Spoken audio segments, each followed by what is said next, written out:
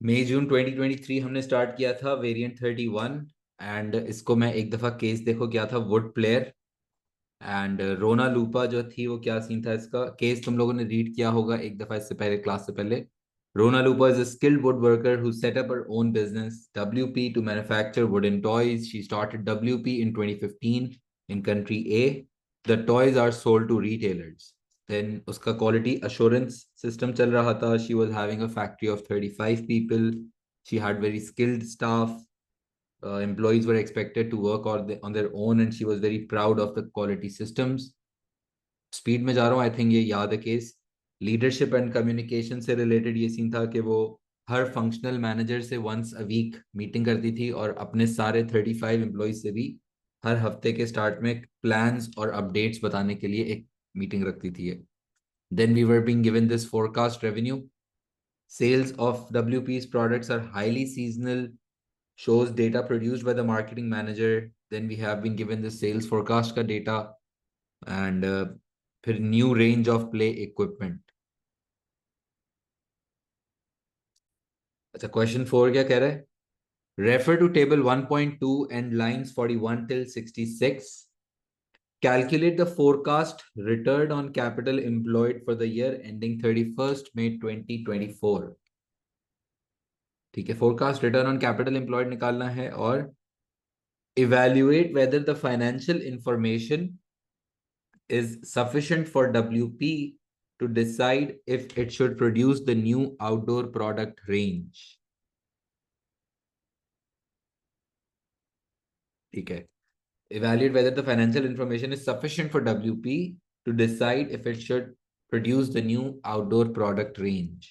जो नया हम outdoor product range ला रहे हैं, क्या डेटा क्या दिया हुआ था? I'm just going to read this data. Rona is considering a new product range of outdoor play equipment. Some market research has already been carried out which indicates a significant probability of success. ठीक है, so basically she carried out the market research and उसमें इसको ये पता चला है कि ये जो नया कोई प्रोडक्ट है उसके सक्सेस के चांसेस ज्यादा हैं। अब इसमें क्वेश्चन आता है कि ये मार्केट रिसर्च का क्या डेटा कलेक्टेड है, प्राइमरी रिसर्च किया, सेकेंडरी रिसर्च किया, सैंपल साइज क्या था। अभी मार्केट रिसर्च के बारे में नहीं बताया लेकिन इतना बता दिया कि मार्केट रिसर्च उसने की है जिससे पता चल रहा है कि सक्सेस के चांसेस ज्यादा हैं। But you need to also question this कि how reliable this data was, what methods were being used, sample size कैसे सेलेक्ट किया था आपने। क्योंकि ज़ाहिर है मार्केट रिसर्च अगर आपको इंडिकेट कर रहा है कि यार ये प्रोडक्ट सक्सेसफुल होगा तो इसका मतलब कोई गारंटी नहीं है कि सक्सेस हो जाएगा। यस, उससे आपको मार्केट का आइडिया हो जाता है but it also depends on how well the market research was carried out, right? So additional machinery will need to be purchased to manufacture the new range. Existing employees will need training on the new machines. WP could finance the new product range with borrowing and existing cash. The return on capital employed for the year ending 31st May 2023 is 10%. 2023 का हमें ROCE दिया हुआ है 10%. Based on producing the new product range, from January 2024, the finance manager provided Rona with the forecast financial information for the year ending 31st May 2024. ठीक है भाई, हम जनवरी 2024 में ये प्रोडक्ट नया लॉन्च करेंगे और 31st मई 2024 पे हमारा साल खत्म हो जाता है, यानी कि लॉन्च जनवरी में होगा तो Jan Feb March April and May, next 5 months में हमारा वो वाला जो ईयर है अकाउंटिंग ईयर वो एंड हो जाएगा। और रोना को क्या डेटा मिला है 24 का? रोना जो है वो हमारी मैनेजिंग डायरेक्टर है और उसको डेटा दिया है द फाइनेंस मैनेजर ने। फाइनेंस मैनेजर जो है हमारा, उसने मीटिंग में आकर डेटा दिया होगा probably. Total issued share capital will remain at $1 million. Total issued share capital will remain at $1 million. Total current ratio will fall from 0.8 to 0.7. Liquidity कम हो जाएगी, खराब हो जाएगी। Gearing ratio will rise from 30 to 40%. Gearing ratio बढ़ जाएगा जिसका मतलब है कि डेट पे हम ज्यादा डिपेंड होना शुरू हो जाएंगे। Reserves will be $2 million and the non-current liabilities will rise from 1.5 million to $2 million. Table 1.2. shows extracts from WP's financial statement for the year ending 31st May 2023 and the forecast data for 31st May 2024. और हमारे पास इस साल का तो actual data दिया हुआ है और अगला जो साल खत्म होगा उसका हमें फोरकास्ट डेटा दिया हुआ है। और जब भी एग्जाम में फोरकास्ट के बारे में आए तो एक तो मार्क आप फ्री में ले लो, अभी से याद रख लो। कहीं भी अगर फोरकास्ट का नाम लिखा हुआ होगा तो हम आंसर में कहीं ना कहीं लिख सकते हैं कि यार this is just a forecast and can not be 100% relied upon, इस तरह से। यानी कि हम हमेशा फोरकास्ट की जब बात करेगा एग्जाम में तो हम फोरकास्ट से रिलेटेड एक बात तो कहीं ना कहीं अपने आंसर में सेट कर देंगे कि these are just the forecast. और जाहिर है फोरकास्टिंग जब आप करते हो तो उसकी जाहिर है प्रॉपर वर्किंग्स होंगी, प्रॉपर रिसर्च बेस्ड होगा काम। लेकिन it can never be 100% relied upon because the things can change, the economic environment could change. वैसे ही इस केस में इसने बताया था कि एक्सटर्नली मार्केट में काफी सारे चेंजेस आ रहे हैं। Public sector workers, income tax rates, interest rates, these will change. And जाहिर है जब ये गवर्नमेंट पॉलिसीज चेंज होती हैं, एक्सटर्नल एनवायरनमेंट चेंज होता है, तो उसमें जो भी फोरकास्ट होता है वो कोई 100% गारंटीड तो नहीं हो सकता। सही है। So revenue is expected to increase by $0.5 million. Cost of sales is also expected to increase from 3.3 to $3.5 million. Gross profit is expected to increase from 3.2 to $3.5 million. Gross profit बढ़ जाएगा हमारा, expenses तो significantly बढ़ते हुए नजर आ रहे हैं, बहुत ज्यादा बढ़ गया यार। परसेंटेज चेंज भी निकाल सकते हैं, आई थिंक हम परसेंटेज चेंज निकालना आता है। 3 point new value minus old value divided by old value multiplied by 100। तो परसेंटेज चेंज बताओ कितना आएगा एक्सपेंसेस में, कोई निकाल सकता है तुम लोगों में से?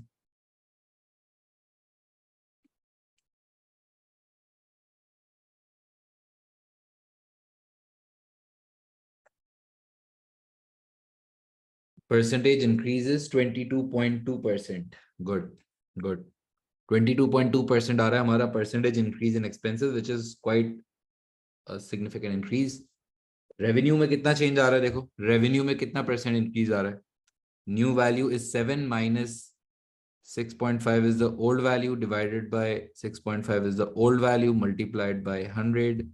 So there is a 7.7% increase in revenue, but the expenses increased by 22.2% in this, is not, did not increase like expected to increase।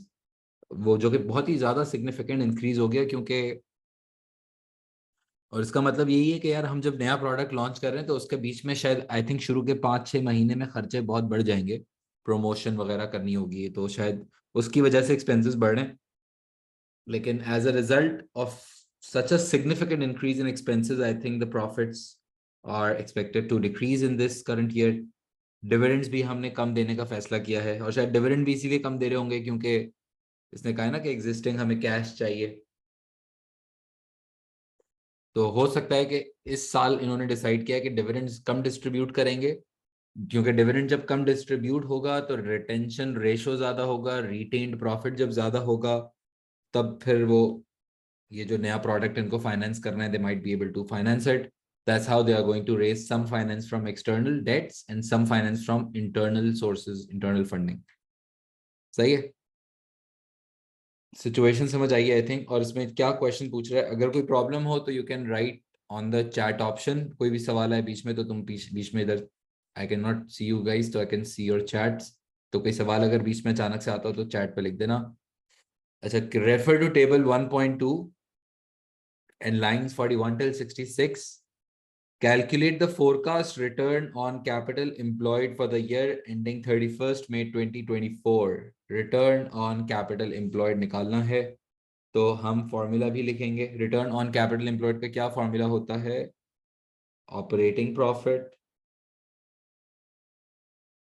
Divided by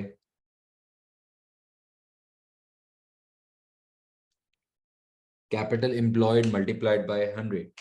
so what is the operating profit given? Operating profit कितना given है मुझे बताइए भाई। Forecast निकालना है 24 का, 2024 का निकालना है इसने बोला है। 24 का forecast return on capital employed. तो प्रॉफिट है हमारा $0.2 million। Divided by capital employed given है हमारे पास या कैपिटल एम्प्लॉयड गिवन नहीं है? कैपिटल एम्प्लॉयड तो गिवन नहीं है, तो कैपिटल एम्प्लॉयड का हमें फिर फॉर्मूला भी आना चाहिए है। If you remember, capital employed, capital employed का फॉर्मूला होता है equity plus non current liabilities. Equity plus non current liabilities. और अगर इक्विटी में यहां देखूं तो इक्विटी में क्या गिवन है? इक्विटी, इक्विटी क्या होता है? वो सारे रिजर्व्स, वो सारे पैसे, वो सारा शेयर कैपिटल जो कि हमारे कंपनी के ओनर्स से बिलोंग करता है। All the equity, all the finance, all the reserves that belong to the shareholders, to the owners, उसको कहते हैं इक्विटी। तो इक्विटी में ये दिया हुआ है एक शेयर कैपिटल $1 मिलियन का, रिजर्व्स दिए हुए हैं $2 मिलियन के आई थिंक। तो इक्विटी मुझे गिवन है 3 million, basically 1 million plus 2 million plus non current liabilities कितनी गिवन है? नॉन करंट लायबिलिटीज भी मेरी 2 मिलियन है ना। तो equity plus non current liabilities of 2 million is equals to $5 million. So basically the value of capital employed is $5 million. ये answer कितना आ जाएगा? रिटर्न ऑन कैपिटल एम्प्लॉयड कितना हो जाएगा? 0.2 का प्रॉफिट किया है हमने, और 5 मिलियन ना, 5 मिलियन जो है वो हमारा कैपिटल इन्वेस्टेड है, मल्टीप्लाई बाय 100, 4%, 4 मिलियन नहीं 4%, परसेंटेज में आंसर आता है। So basically the forecasted return on capital employed is 4%. अगर कैपिटल एम्प्लॉयड की वर्किंग्स अलग से ना दिखाएं तो हाँ मसला नहीं है, वैसे दिखाओ। आई वुड सजेस्ट कि जब 4 मार्क्स हैं कैलकुलेशन के, तो कुछ भी कैलकुलेशंस आप कर रहे हो, शो द वर्किंग्स, ठीक है?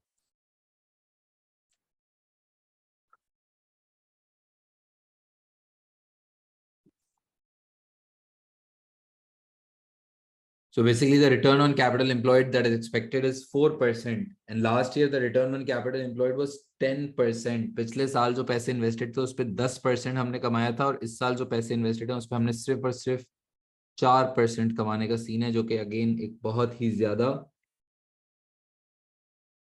खतरनाक बात है। क्योंकि जाहिर है रिटर्न ऑन कैपिटल एम्प्लॉयड कम हो रहा है, जिसका मतलब है कि जो इन्वेस्टमेंट आपने की हुई है उस पर शॉर्ट टर्म रिटर्न्स आपके अगर कम हो रहे हैं तो अच्छी बात तो नहीं है। वो इसलिए क्यों कम हो रहे हैं? क्योंकि शुरू में भी नया प्रोडक्ट लॉन्च किया, जाहिर है आते ही फौरन से तो it will not just give returns immediately. It will take time for this new product to just pay off. And किसी भी आप बिजनेस के अंदर जब नई इन्वेस्टमेंट करते हो, कोई नए एसेट्स लगाते हो, तो जाहिर है for the time being the returns would decrease ना। सही है, क्वेश्चन रीड कर रहा हूँ, question part B. Evaluate whether the financial information is sufficient for WP to decide if it should produce the new outdoor product range. Evaluate whether the financial information is sufficient for WP to decide if it should produce the new outdoor product range. कि क्या जो हम ये नया product launch कर रहे हैं तो क्या इसके लिए फाइनेंशियल इंफॉर्मेशन काफी है या काफी नहीं? What do you think? क्या हम सिर्फ फाइनेंशियल इंफॉर्मेशन को देख के ये फैसला कर सकते हैं कि हम ये नया प्रोडक्ट लॉन्च कर दें? तो क्लियरली यार ओपिनियन तो समझ आ रहा है, सफिशिएंट होता है। मतलब ओपिनियन तो मुझे क्लियरली सामने नजर आ रहा है कि यार हम नो यार ऑब्वियसली हाँ फाइनेंशियल इन्फॉर्मेशन बहुत इंपॉर्टेंट होती है और बहुत सारी फाइनेंशियल इन्फॉर्मेशन भी गिवन है, लेकिन सिर्फ फाइनेंशियल, जितनी भी फाइनेंशियल इन्फॉर्मेशन हो जाए, सिर्फ फाइनेंशियल इन्फॉर्मेशन की बेस पे आप कोई भी नया प्रोडक्ट लॉन्च नहीं करते हो। ज़ाहिर है फाइनेंशियल एंड नॉन फाइनेंशियल का आइडियल कॉम्बिनेशन होना चाहिए, जिसमें आप फाइनेंशियल एस्पेक्ट्स भी देखोगे, गियरिंग के ऊपर इम्पैक्ट, लिक्विडिटी के ऊपर impact. Definitely you need to actually see how the finances will be impacted from this new product, but along with the financial impact, the business also needs to consider the non-financial aspects of of their business when launching new products, जैसे market किस तरह से response कर रही है, market research किस base पे हुआ था, क्या वो जो नया प्रोडक्ट है हमारे एग्जिस्टिंग प्रोडक्ट पोर्टफोलियो के साथ मैच करता भी है या नहीं करता है, क्या वो हमारे करंट ब्रांड के हिसाब से है या वो ब्रांड के हिसाब से नहीं है, इन्वायरमेंट, क्या भी इन्वायरमेंटल फैक्टर्स ऐसे हैं कि हम इस सिचुएशन में ये प्रोडक्ट लॉन्च करें। पता चला बहुत अच्छे प्रोडक्ट आप लॉन्च कर रहे हो, फाइनेंशियल इंफॉर्मेशन भी सही है, लेकिन इन्वायरमेंटल अनसर्टेनिटीज इतनी है कि आप रिस्क बहुत ज्यादा है अगर लेट्स से। देखिए, सो आई थिंक दोनों साइड्स हैं इन, और 12 मार्कर है तो 12 मार्कर का स्ट्रक्चर भी हमें पता है कि we start with introduction, then we make 2 main paragraphs, and then we make a conclusion paragraph. Intro में हम क्या डिफाइन करें?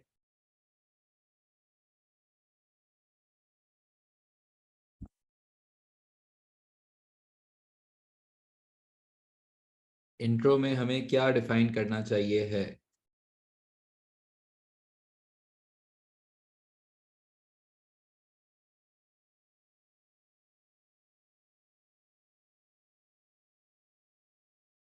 रिटर्न ऑन कैपिटल एम्प्लॉयड ही बता दें, क्या फाइनेंशियल की सिचुएशन, करंट सिचुएशन बता दें? ठीक है, क्वांटिटेटिव एंड क्वालिटेटिव के बारे में बात कर दें। अच्छा, पैरा 1 में आई थिंक हम कोई भी एक piece of financial information select कर लें।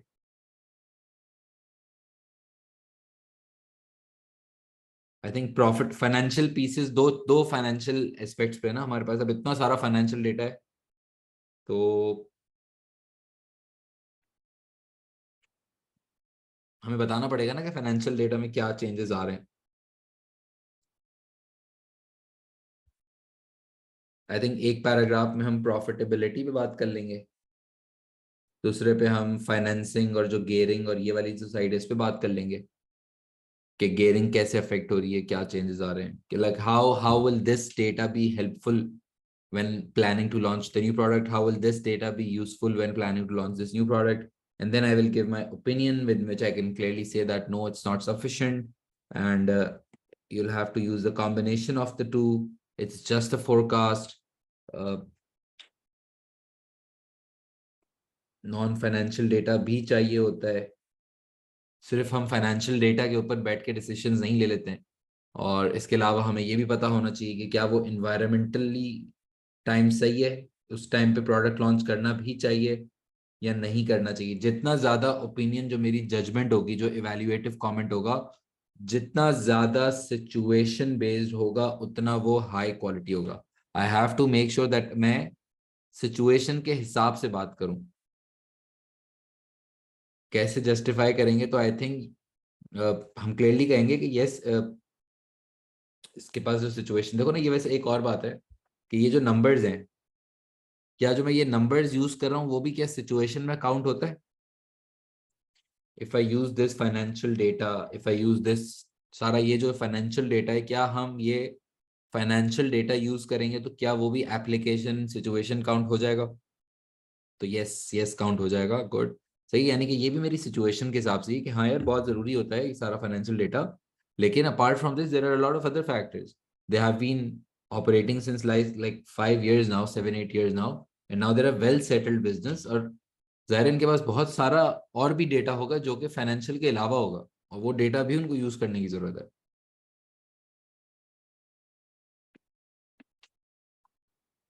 और एक चीज दिखाता हूँ तुम लोग को, अभी एक चीज थोड़ा सा थचका सा लगेगा, ये देखें। अब ये जो 12 मार्कर होता है ना, 12 मार्कर, आप जरा चेक करना, सिर्फ मैं मार्किंग स्कीम के वर्ड्स दिखा रहा हूँ ताकि आहिस्ते आहिस्ते और अपग्रेड हो जाओ तुम लोग। नॉलेज के कितने मार्क्स होते हैं एग्जाम में? 2 मार्क्स।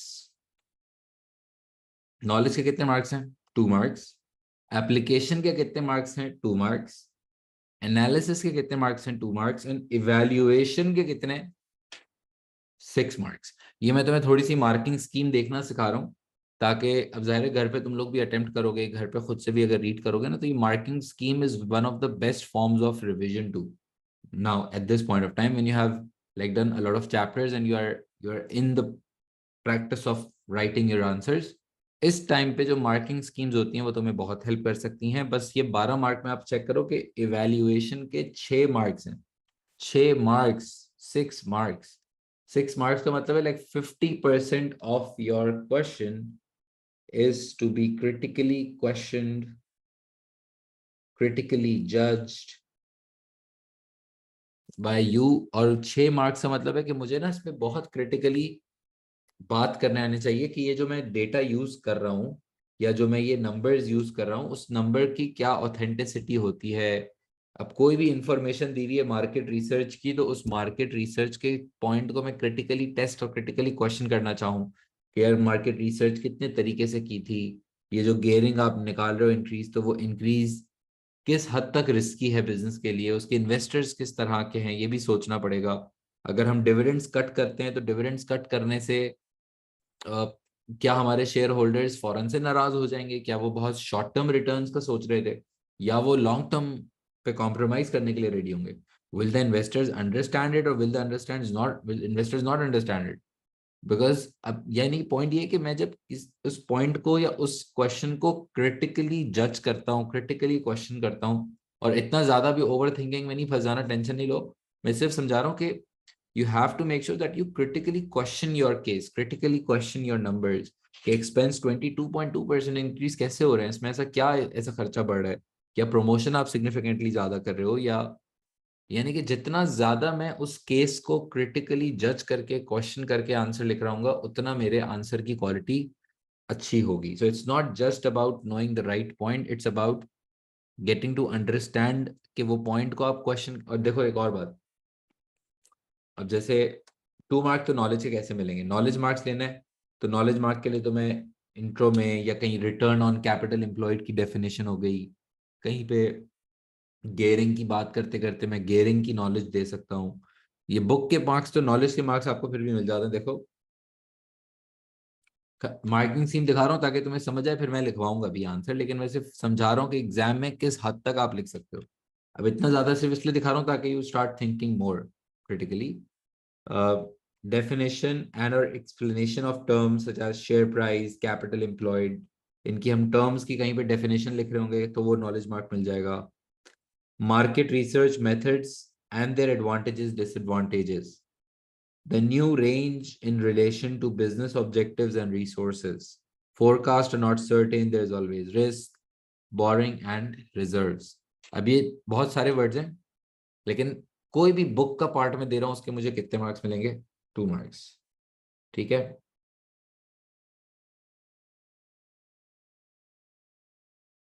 एप्लीकेशन देखो, एप्लीकेशन, एप्लीकेशन का क्या मतलब? एप्लीकेशन के कितने मार्क्स हैं?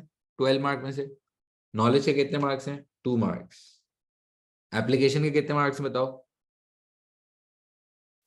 एप्लीकेशन के भी कितने मार्क्स हैं? 2 मार्क्स। यानी कि 12 मार्क्स में से अगर मुझे एप्लीकेशन मार्क्स स्कोर करना है तो कम से कम 2 दफा मैंने केस को रेफर बैक तो किया हो, कम से कम I have to use some data from the case twice. अगर मैंने 2 दफा एप्लीकेशन नहीं की, ये लिखा हुआ क्लियरली देखो, ट्वाइस। अगर 2 दफा एप्लीकेशन का मतलब है कुछ नंबर मैंने यूज किया, ऊपर उसके प्रोडक्ट का नाम लिखा मैंने, बोरिंग, ये देखो क्या क्या है, boring and existing cash is sufficient, forecast return on capital is less than the existing, numbers state करना, ऊपर से जो फैक्ट्स कॉपी पेस्ट करता हूँ ना उसको कहते हैं एप्लीकेशन। और फिर उसके बाद देखो एनालिसिस। अब एनालिसिस के अंदर मैंने समझाया था, नॉलेज तो आ गई मेरे पास बुक से, ठीक है, एप्लीकेशन आ गई मेरे पास केस में से जो मैं यूज कर रहा हूँ, ठीक है। एनालिसिस का मतलब होता है बेसिकली 2-3 बातें जो मैंने तुम लोग को पहले भी सिखाई हैं इन वन वे और दी अदर। मैं सिर्फ उसको और मार्किंग स्कीम के वर्ड्स पे लेके जा रहा हूँ ताकि और क्लियर हो जाए। एक क्वेश्चन हमारे जो माइंड में आता है वो क्या आता है? What do you mean by this point? And second question हमारे माइंड में क्या आता है? why this point is an answer to this question, what do you mean and why this point is an answer to this question। याद आ गया ना? ये दो वो सवाल हैं, दो क्वेश्चंस हैं जो हमें अपने आप से पूछने होते हैं जब भी हम किसी पॉइंट की एक्सप्लेनेशन लिख रहे होते हैं। So you just try to ask yourself that what do I mean by this point and why this point will actually answer this question. इन दोनों क्वेश्चंस को जो आंसर आएगा ना वो हमारी एक्सप्लेनेशन बनना शुरू हो जाता है। और एनालिसिस के अंदर जो 3 वर्ड्स मैंने बताए थे, वापस एक दफा, cause, impact and consequence. Good. Cause, impact and consequence. और इसकी एक और छोटी सी टेक्निक है, if you want to remember, जो कि बहुत काम आती टेक्निक इसी कॉज, इम्पैक्ट और कॉन्सिक्वेंस को समझाने के लिए, जिस टेक्निक को हम कह सकते हैं BTL। ये मैं बार बार कहूंगा तो याद हो जाएगा। ये ऐसी जुगाड़ू टेक्निक है, एग्जाम में नाम यूज नहीं करना। BTL का मतलब होता है बिकॉज ऑफ,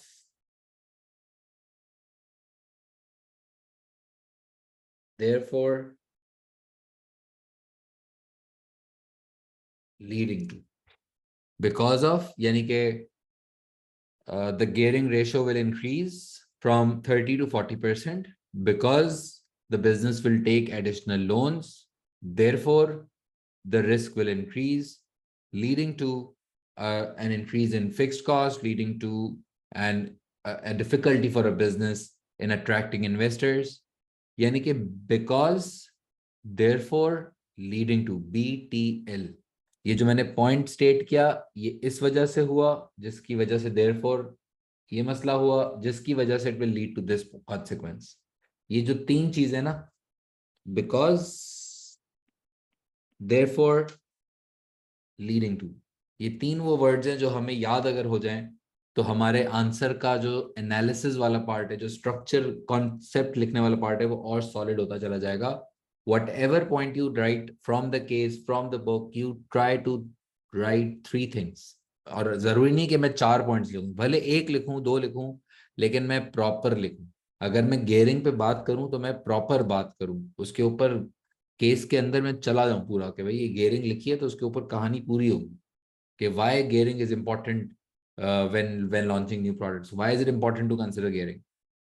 समझ आए? rather than writing 4 5 6 points, even if I write 2 or 3, but they should be like very well explained। Game explanation में है, गेम पॉइंट ज्यादा लिखने में नहीं है। ठीक है।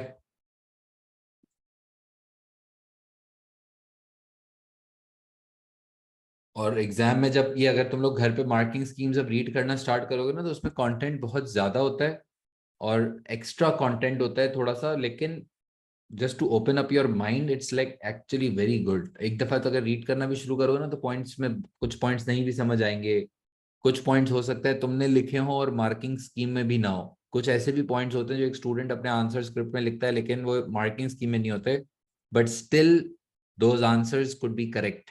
इट्स नॉट अ प्रॉब्लम अगर कोई मार्किंग स्कीम से अलग भी आंसर लिख रहे हो, तो वो भी हो सकता है सही ना, गलत ना हो। ठीक है। और इवैल्यूएशंस देख लो।